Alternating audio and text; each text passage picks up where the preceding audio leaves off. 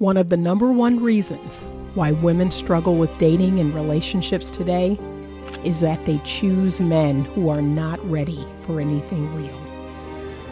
Ladies, there are lots of great relationship-ready men out here.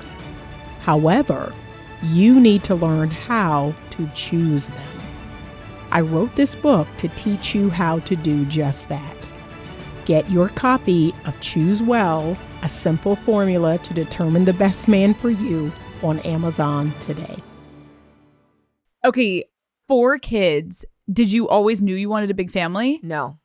So, I didn't want kids. I didn't want to get married.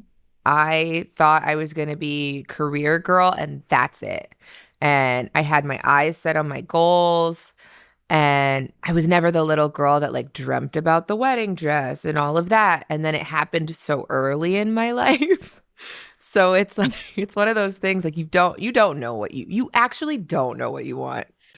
Good afternoon. All right. So this is part 2 of the video that I made earlier. And it's in relationship to the Aisha Curry interview. It was on the Call Her Daddy podcast. I've never heard of this podcast before. Apparently my daughter is familiar with it. And they have a crazy number of subs over on YouTube. Well, I think like 1.72 million. So she sat down with the white female host of Call Her Daddy and had an interview with her. And I wanted to watch that entire interview so that I could be well informed on the clip or the sound bite or what people have been making lots and lots of content about, saying that she was disrespectful to her husband, that she made her husband look bad, yada, yada, yada. So we did hear her say, really within the first 2 or 3 minutes, she did say, I didn't want kids, I didn't want children, and I didn't want to be married. That was not something that she wanted. And again, I stand by my comments that I made before, like, then why did you do it? Again, it's just so weird when women say things like that. So they say one thing and they do another. And I know that's something that drives men crazy. Like men have been talking about that forever. That women say they want a certain type of man and then they choose a completely different type of man. Like that's how it's coming off. They say one thing and then they do another. So that's how that struck me. I stand by my former comments, which was, I don't think that's cool for your children to hear, that I never wanted kids. Like, I don't think I would never say that out loud, even if I thought it. I always wanted kids and I always wanted the life I have. So, but I just again, I stand by my past comments, which is you need a good PR person. And I thought it was interesting that she prefaced the interview by saying, well, let's hope I don't say anything. Let's hope I don't say anything that gets me into trouble. Let's hope I don't say anything that's controversial. So I thought that was kind of weird. Like, okay, is that what you were going for? What? It was just weird. And then she did make a comment about, just mom guilt and, Steph doesn't always fully understand her experience. Of course he doesn't, because he's a man. He's a man, not a woman. He's a father, not a mother. He is the, primary breadwinner. He is the sole breadwinner. Like his experience is different than your experience. So yes, he's not going to fully understand your experience. Again, I stand by my comments about that. So, and I thought it was weird because the host, again, she kept wanting her to go down this road of, well, men get to do this and men get to do that. And, when men do it, ladies, let me give you some sage wisdom. Okay. And I don't ever want you to forget this. Don't ever forget this. Stop comparing yourself to men. Stop comparing your career to men and men's careers. Stop comparing your marriage journey to the man's marriage journey. Stop comparing your parenting journey to the man's parenting journey. It is totally different. That right there is what's getting women into trouble.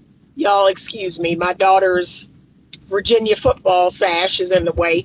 That's what's getting y'all into trouble. You keep comparing your journey to the journey of a man. You're not a man. And that's a beautiful, wonderful thing. That's what's so wild to me about women. It's not even that you're comparing yourself to other women. It's bad enough that y'all do that. But you compare yourself to men.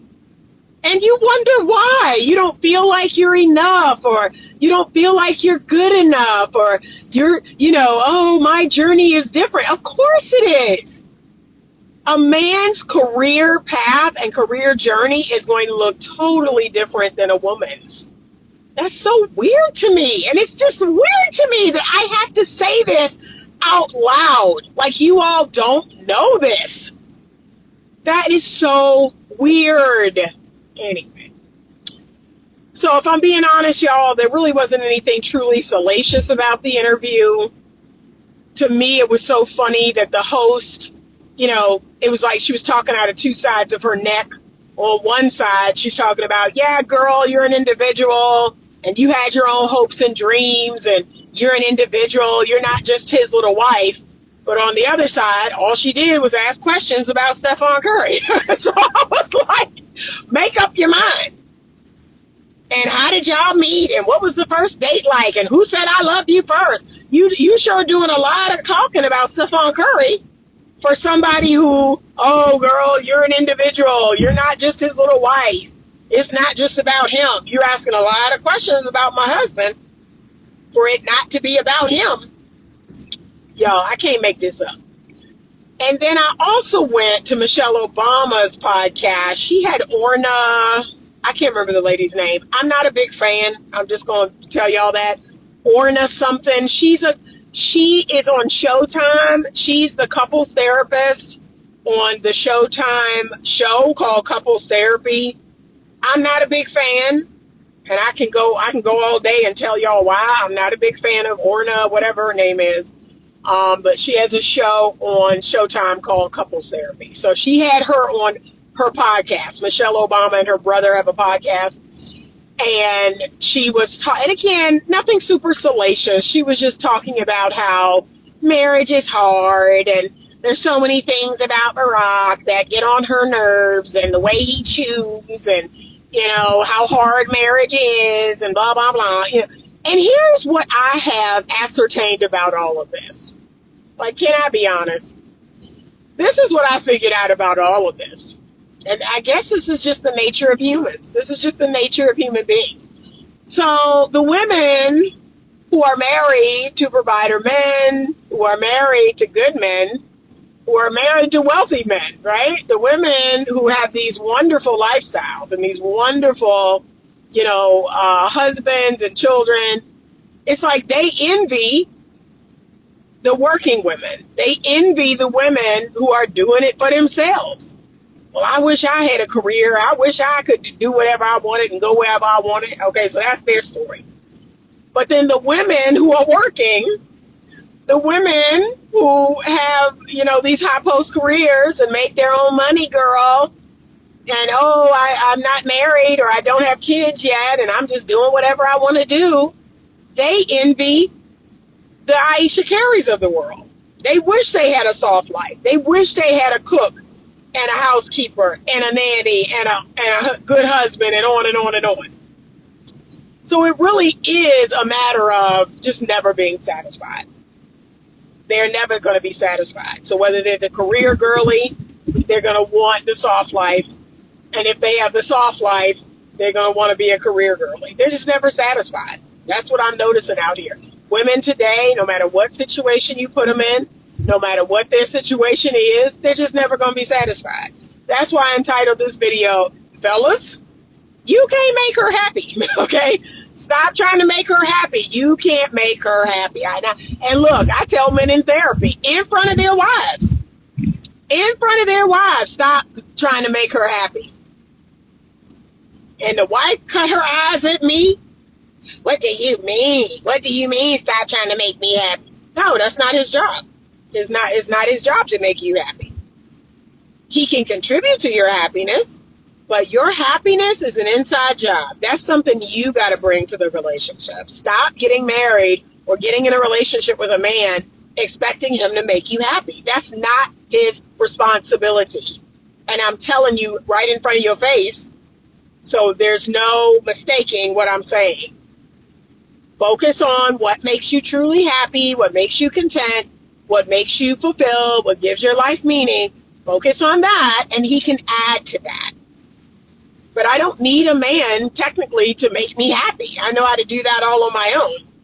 Can a man contribute to my happiness? Most certainly he can. There are tons of things that a man could do that would, oh my gosh, just shoot me to the moon.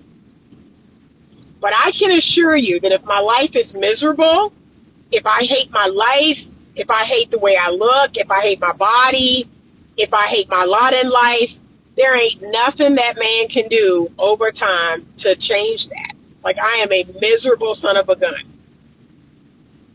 And I hate to admit this, but that is a lot of women today. They are miserable.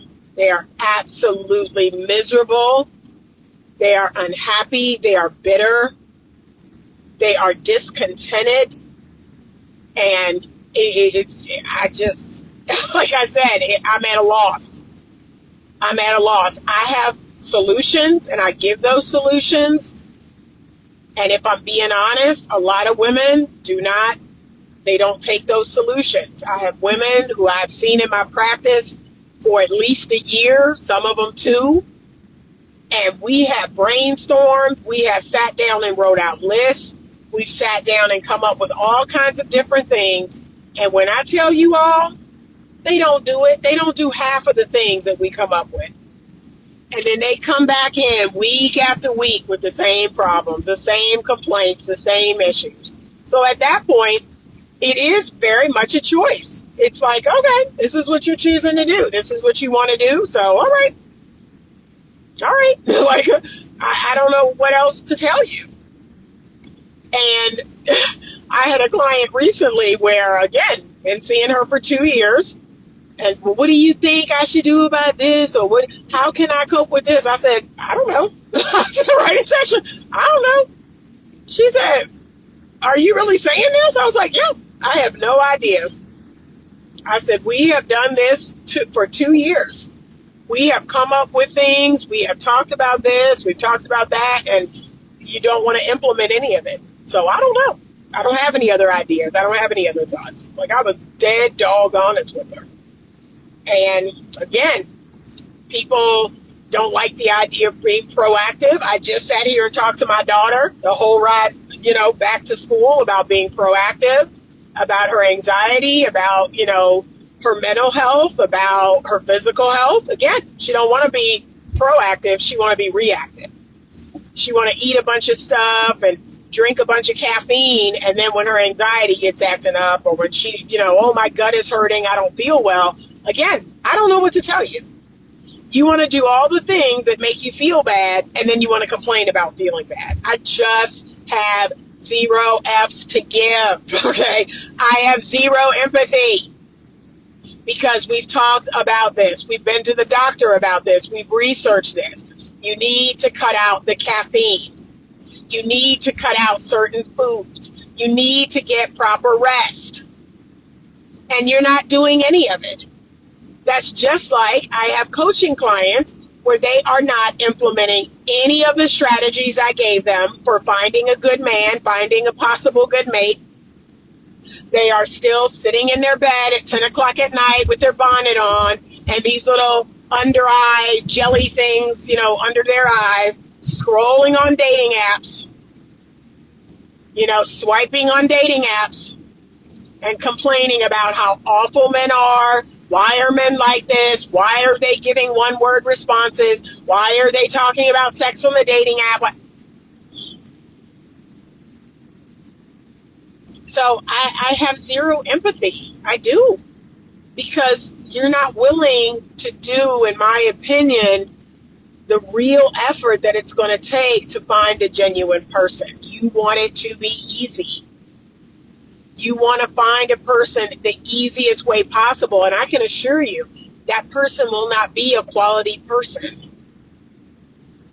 Nothing good ever is easy. It's going to require effort. So, yeah, I don't know what to tell you. Oh, I don't know what it is. I can't meet people. They don't go out. They don't try to make new girlfriends. They don't try to go to new places. I even suggest that people go to just different coffee shops, different grocery stores. Even the places that you regularly go to those places on the other side of town. They won't do that. Go to a different CVS, go to a different Walgreens, go to a different Kroger or Publix. Yeah, don't keep going to the same stores within a 3-mile radius. They won't even do that. Something as simple as that, and they won't do it. So yeah, I don't know what to tell you, but yeah, gentlemen, you can't make her happy. It really is that simple. That should be the number one thing that your boy, I told a friend of mine this just the other day, because he was like, Anita, what's the number one thing that when I'm walking up on a lady or I see her out, what's the number one thing I'm looking for? And you know what I told him? No lie, this is a true story. He said, what's the number one thing in a snap of a finger? What's the number one thing I should be looking for? I said, a smile. You should be looking for a smile. And he was like, oh, oh. I said, yeah. If you don't see a smile, like, don't even bother. If she got the resting bee face, or even worse, if she sprinkle up her nose when she see you coming toward her, or she give you that look, you know the look, don't even bother. Literally walk toward her and walk past her. Right? Just to prove a point. Walk towards her like you getting ready to approach her and walk past her. But the number one thing you want to look for on the face of a woman is a smile. Is she smiling? Does she appear to be happy in general? And then does she appear to be pleased that you're looking her way? Does she appear to be pleased that you're approaching her? But the truth is, if she is not, do not approach her. Too many men see certain women as a challenge. You see a woman as a challenge, like, oh, let me try to make her like me. Please don't do that. And I know that's how a lot of men are wired, but nah, just don't do that. Y'all out here breaking y'all neck and bending over backwards to make some woman like you. No. And remember, the only pressure that should be applied is mutual pressure. Mutual pressure should be applied. I'm calling you, you calling me, I'm texting you, you texting me back. I'm sending you this song, you sending me one too. Like, mutual pressure should be applied. But what is crazy to me is women are mad that men are not, they're not applying pressure at all. They're acting like they don't care about y'all, and the truth is a lot of them don't. But women actually miss the days. I grew up in these days where men would stalk you. They would stalk you. They would be everywhere you were at on campus. They would send you little gifts. They would talk to you about other people and have those people talk to you. They made it known. They made it known that they wanted you. Okay? And like I said, I thank God that I went through that. I thank God that I grew up in that era, because I don't know what I would do in this time. I really don't. I don't know what I would do if I had to grow up in this day and time where men just didn't care. So I'm grateful that I grew up in a day and time where men were like, oh my gosh, they were like, yeah, I'm trying to get with Anita. What do I got to do? I'm going to talk to all her friends. I'm going to talk to all like, you talk about applying pressure. I had a gentleman that I knew at school, and there was this particular fragrance, and it starts with the letter A. Let me see if I can remember it. This was like 30 years ago, y'all. But there was this particular fragrance. It started with the letter A. Very expensive. We're talking $60 a bottle. And that was a lot of money 30 years ago. If you bought a woman a $60 bottle of perfume, that was a lot of money. But he bought this fragrance because I remember I was talking to somebody about it. I was like, yeah, you smell that fragrance, blah, blah, blah. I said, oh, my God, that smells so good. He bought that fragrance. He had it boxed up in this beautiful pink box with a bow. And he left it downstairs with the doorman of my building. This is when I lived in Atlanta. So I had a doorman of my building, the guy who worked the desk, and he was the doorman. He left it with him. And y'all, can I keep it real? I wasn't interested in him. He was a nice guy. He was a nice gentleman, but I just wasn't really interested in him like that. In my humble opinion, I didn't feel like he had any real future. He wasn't really, he didn't have any big hopes or dreams or anything. He was a nice guy, but I just didn't think he had any future. And this was around the time where I was only dating men who would make good husbands and fathers. So I might have been like 26 or 27. It was around that time. I was 26 or 27. And, you know, I was vetting men for the future. I was vetting future husbands, future fathers. And to me, he didn't meet the cut. He did not meet the cut. He was a good guy, but he had a kind of regular job. He had dropped out of school. You know, he really wasn't going anywhere. He had 2 roommates. He had a little piece of car, but he really wasn't going anywhere. So I was like, yeah, no, he don't make the cut. But he went out, he bought this $60 bottle of perfume. He left it with the door guy. And when I was coming in, the guy, oh, somebody's got a suitor, blah, blah, blah, right? Because he was constantly talking mess. Yeah, somebody's got a new suitor. And so he gave it to me, and I opened it right there because look, the door guy was nosy as heck. He was standing there like, what is it? So I opened it right there at his little desk. I opened it, and I opened a little card. And he was like, oh, wow. And I was like, yeah, this is really sweet of him. So he came by the next day, and we were standing in the lobby. We were standing in the lobby because I didn't have to come up to my place because I ain't know him like that. But we were standing in the lobby, and I thanked him for his gift and, you know, how much I appreciated it and all that. And every time I wore it, that I would think of him. And he was like, well, you think maybe we could go out? You think maybe we could get to know each other better? I mean, I know we're cool, but, you know, I kind of want to get to know you romantically. And so I told him very directly, I said, can I be honest with you? And he's like, sure. I said, I'm looking for my husband. Like, I'm looking for the man who's going to be my husband. I'm looking for the father of my children. Like, right now in my life, that's it. I'm not dating for any other reason. I'm looking for my husband. I said, do you see yourself getting married? And look, I told him in the next year. I said, do you see yourself getting married in the next year? And he was like, oh, no, oh, no, right? So I was like, well, you know, I just don't think it's a good fit. You know, I would hate to lead you on. I said, but I'm looking to be married. You know, I'm looking to be married and to have children. But that's what kind of shut him down. I kind of told him, look, you know, I'm looking for my husband. And if that's not something you want to do in the next year, there would be no point. Like, what is the point in going out? And then it's so funny because even back then, it's so funny how men are, right? So he's just like, well, what if we like each other? I'm like, baby, what that got to do with the price of eggs? So like, what? So, honey, did you hear what I said? Like, you don't know Anita. What does that have to do with anything? Like, I'm looking for my husband. And the criteria is not just, oh, we like each other. Oh, we get along and we're cool. No, there's more criteria to that than I like you. So I thought that was interesting because the men that I dated then, they knew me. They knew that, okay, Anita is not just about feelings. Anita is not just about, you know, her emotions and her feelings. It has to make sense. Men back then knew that. And they knew they had to come correct because they were like, yeah, Anita, it's not just about her feelings. if I am not stable, if I'm not secure, if I'm not safe, if I'm not intelligent, like they knew the criteria that I had. So it was interesting that this guy's like, well, what if we like each other? No, baby, it's going to take more than that.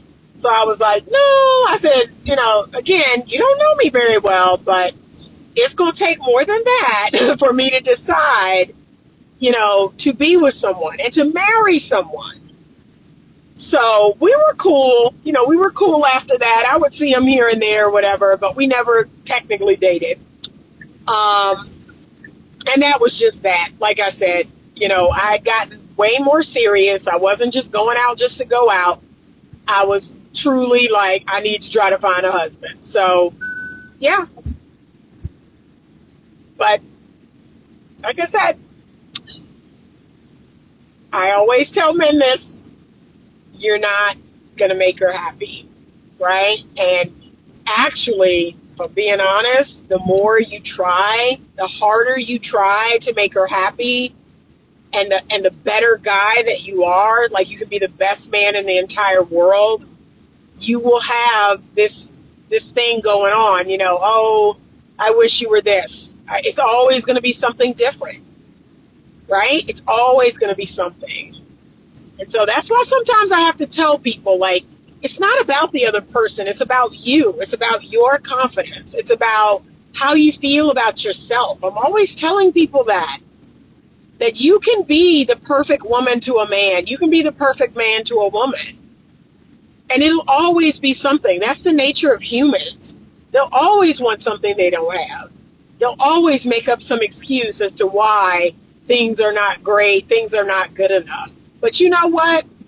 The people who walk on this earth, they're confident about who they are, about what they bring, about, and they're like, look, take it or leave it. Those are the people that win.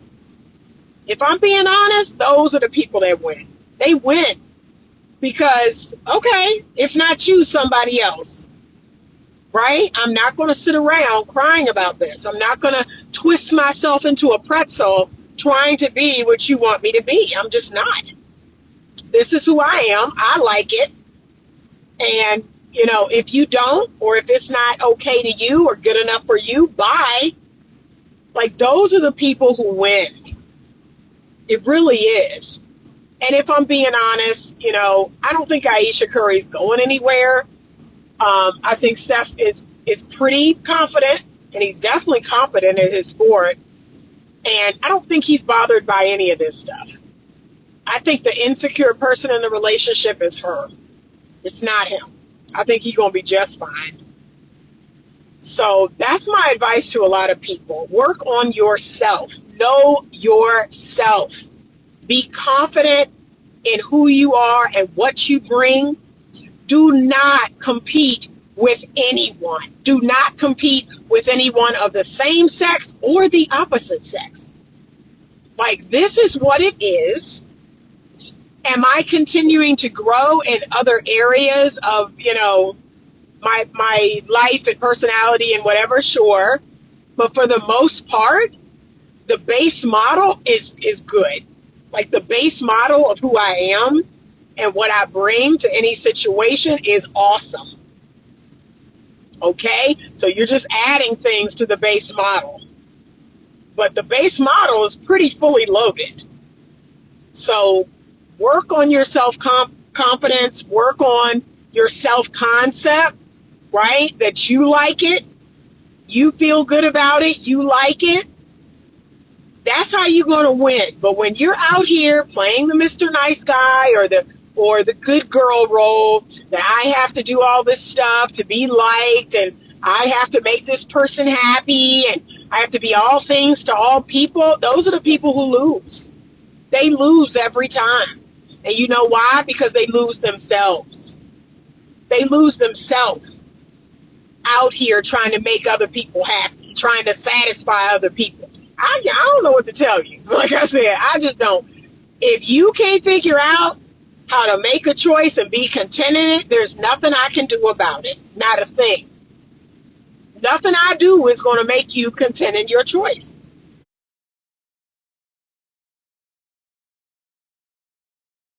So Go on down the road. Go on about your business.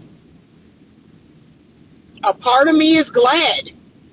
I don't want to be with someone that isn't sure about me. And that's why I'm so sensitive, y'all. If I'm being honest, I'm sensitive. Like, let a man.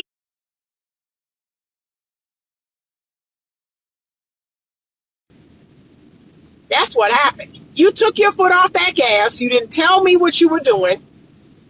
You give me the inkling that you don't like me like that, and we good. I'm good. And look, I'll tell you. Nah, you don't really like me like that. Well, what do you mean? Why are you saying that? No, because, the way you acting ain't lining up. So, no, I'm real sensitive about that. I can't stand being taken for granted. So be glad, but no, look for happiness. And this goes both ways. Women, look for men who are happy. Look for men who are content. Look for men who have created a life that they love, that they enjoy. They have friends, they have hobbies and interests, they have work that they love. And for the most part, they're just happy to be here. But some of these men out here are bitter. They're angry. They're wounded from past divorces, from their dating situation, their kids. Like, anytime you hear a man complaining about every person in his life, don't choose him. Don't choose him. I have seen it happen. If it ain't his mother getting on his nerves, then it's his sister, his father, then it's his ex-wife, it's his kids. It's always somebody. Don't choose him. Do not choose that man. You will be one more person for him to complain about. And definitely the same goes for women. I keep telling men, it's the easiest tell in the world, a woman who is unhappy when you meet her. So if she's unhappy and unsatisfied when you meet her, what make you think things are going to go up from there? They're not. She's going to drag you right down the hill. So that's what you're looking for. You're looking for a woman who's relatively content, who has a good life, and together it could get even better, right? So I already have a great life, but you coming into it only makes it that much sweeter. That's what you're looking for. But if she don't have a good life, if she have a lot of problems, she have money problems, she have problems with her kids, problems with her ex, problems with her friends, problems with her family, leave her alone. Leave her alone. And how many times, I have this going on right now in my practice. I have like 3 or 4 men that I see in my practice, and they are in these weird situationships with these women. And what they thought was only like getting laid. Like, they told me, they were like, yeah, I was looking to, do a little something. I was looking for a little company. I was looking to do a little something. Now they find themselves in these weird, horrible situationships. And they're just like, how did this happen? I said, this is how y'all do. What do you mean, how did this happen? This is exactly what men do. Y'all talk to a woman so you can get some sex out of her. And then you're like, well, this is kind of cool getting some sex out of her. So you keep doing it. And then before long, she cooking, you meeting her kids, or you meeting her family, and you in some sort of weird situationship. And I'm thinking, oh Lord. And all the while they telling you, no, it ain't nothing, Anita. I'm just getting some company. I'm just getting some quality time. I'm just getting some adult time. And before you know it, you in a weird situationship. But that's exactly how most men do it. They find themselves in a relationship with a woman that it's like it was no intention there at all. But now it's like, well, it's something to do. It's what I'm doing, so why not? And then when the thing go to hell, you like, oh, why is it like this? And oh, why is she like this? Bruh, you part of the problem.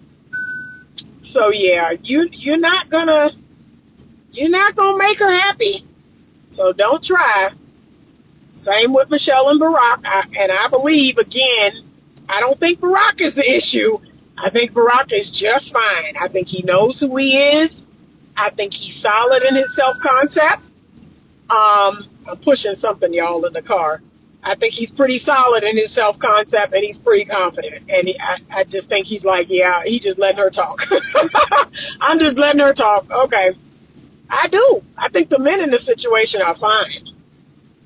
But thank God they're not the type of men that are like, oh my gosh, what can I do to make Michelle happy? Oh, I need to shoot quieter. I need to do this. I need to do that. Like, no, I think they're like, yeah, she just talking. She just talking. I don't know what to tell you. I do. I think the men are just fine. I think it's the women's insecurity that's the problem. So I got a chance to watch both, and I pretty much stand by what I said, which is Aisha needs a good PR team, and those people need to start telling her, you know, what she should share and what she shouldn't share, because there's a lot of stuff. Like, do y'all realize we live in the age of oversharing? We live in an age of oversharing. This is the reason why there are no more movie stars. So there's no more movie stars. There's no more television stars, because these people share so much of what their life is like. 30 years ago, before social media, like, I had a crush on Al B. Shore, and I really didn't know much about him. Like, I didn't know much about him. He might be in one of those, like, black magazines. I might see him in there, or I might hear about somebody he was dating. I really didn't know much about him. And so the fact that the less I knew, the more enthralled I was, it's like the mystery of it all is what made people so attractive, is the fact that you really didn't know anything about them. So you could, like, make up all this stuff in your head. But now, because even celebrities go on social media, on television, on interviews, they tell all their business, their relationships are all over the place. It's like, you can't even maintain a crush anymore, because these people there's no mystery. There's no mystery anymore. People overshare. People document every second of their life, and they put it out there, and it's like, ugh. And then you find out something, and you're like, oh, no. Oh, I don't like him no more. But back then, it's like I didn't know much about him. So I could make up my own, like, ooh, and he's like this, and he's like that, and I wonder what this is like, and that is like, because, you know, I didn't know anything about him. And I also had a little crush on Alan Payne. I got to meet Alan Payne. I actually have a picture of Alan Payne and I together. So I got to meet Alan Payne like 35 years ago. Same with him. I really didn't know much about him. Other than seeing him in movies, you didn't know anything about him. You didn't know who he was dating. You didn't know anything. So it was easy to maintain this movie star status because of the mystery. That was so easy back then. But now, the movie star is gone. It's like, yeah, and the celebrities post pictures of themselves getting up in the morning, pictures in their bonnet, pictures of them washing all the makeup off their face, and pictures of them walking their dog, and pictures of them making breakfast. Like, it's like, what? Because can I be honest, when you have a crush, you don't want to see all that. Like, you don't want to know all that information. Like, I don't want to see you in your bonnet, or I don't want to see you shaving your I don't know. I don't want to see all that. Like, come on now. But that's what they do now. All this oversharing. Oh, and let me show you my routine. Let me show you me getting a facial. Let me show you getting my hair cut. Like, I don't want to know all that. So the movie star days are over. It don't even exist anymore. And our oversharing ruined it. Social media ruined it. Because now, between that and the internet, Google, you can find out anything about a person. You can darn near find out anything. And so it's like, it takes some of the mystery out of it. It's just not cool anymore. So he said men don't reach for what we want often enough. Nope. And look, I made a video last year where I talked about men settling. Y'all are the king of settling. 90% of men settle. Y'all settle. Y'all some settling mofos. Y'all settle. That's what's so funny when women walk around talking about they ain't going to settle. I'm like, you don't have to announce that. You don't have to announce that. Because 9 times out of 10, you know, if a woman is quote unquote settling, you know, she's not announcing it or anything like that. You know, she just quietly, you know, she's just quietly resigning to her lot in life. But men, men take pride in settling. They're like, yup, this is it. I chose Shorty because she happened to be around when I was ready to settle down. Like, they're proud about it. Y'all are loud and proud. It's crazy to me, but you know, and y'all will, you know, choose a woman. So you have different standards for the woman that you're sleeping with than the woman that you want to so-called marry or settle down with. But oftentimes that woman is still the same person. Like, you'll sleep with a woman, and if the sex is good or if you're getting regular access, you'll be like, you know what? What the hey? Let me just go ahead and be with her. Like, you'll just go ahead and marry her, knowing good and well, like, if I was really choosing the woman I want to marry, it's probably not this woman. But men are notorious for that. They are notorious for that. Not us. No. And y'all know it's a lot of men. It's a lot of women out here that are sleeping with men that they know wouldn't make good husbands. They know wouldn't make good fathers. I think the women do know. And they're hoping that they're going to get a different type of man as their husband. But I keep telling women, no. Number one, stop sleeping around. Stop sleeping with these dudes that, you know, you just find sexually exciting. Why don't you go out here and actually find a husband? And find a husband that you want to sleep with. Like, that's what I say. Find a man who would make a good husband and father that you're also sexually interested in. Like, why can't you do that? I don't understand. So that's just me. That's what I do. I'm not going to pick a man and settle down with him and stop sleeping with him. That don't make no sense to me. That's the dumbest thing in the world. But, man, y'all be settling. Y'all be settling, and y'all know it's true. Y'all be settling. Y'all find yourselves in the craziest situations, because men come into my office all the time. They're like, Miss Anita, I don't know how I got here. I'm like, yes, you do. Yes, you do. You call yourself just having a good time, and this woman done cooked you something. She done massaged your scalp or braided your hair. She done did something. And now you're like, well, I'm just going to stay here. I'm just going to be with her.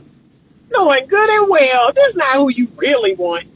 This is not who you really should be with. So y'all some settling folks. I don't understand it. That ain't me. That is not me. I will sit by myself. Because look, y'all, I had a man just the other day. He said on one of my YouTube videos, well, let me tell you what your problem is. I was like, really, sir? I was thinking, really? You watch one video and you're going to tell me what my problem is? Well, you just need to be with a man who chooses you. You just need to be with the man who chooses you and want you. That's what we're doing now? That's what we're doing? So any man out there that want to be with me, that's who I should be with. I was like, sir, like, you don't know me. Why do I have to keep reminding y'all of this?